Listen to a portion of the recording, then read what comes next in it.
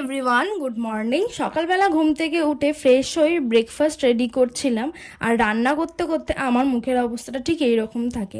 দেন সোজা দুপুরবেলা লাঞ্চ করে নিলাম। লাঞ্চ করার পরে আমার একটা ভিডিও শ্যুট করার ছিল, আনবক্সিং ভিডিও। সেটা অলরেডি আমার নামের নিচে দিয়ে দিয়েছি, সেটা তোমরা দেখে নিতে পারো। দেন দেখো, টেবিলের সমস্ত জিনিস আমি খাটের ওপর রেখে দিয়েছিলাম, সেগুলোকে ক্লিন করে নিলাম। দেন একটা টানা ঘুম দিয়েছিলাম। ঘুম থেকে উঠে দেখি ঠিক বিকাল 4টে নাগাদ এরকম জোরে জোরে হাওয়া দিচ্ছিল। আমি তো ভাবলাম যে বৃষ্টি হবে, আর সত্যি বৃষ্টিই হয়েছিল। আর এই যে আমি ভিডিও ক্লিপটা নিয়েছি, কেমন হয়েছে বলো? আকাশটা পুরো কালো হয়ে এসেছিল।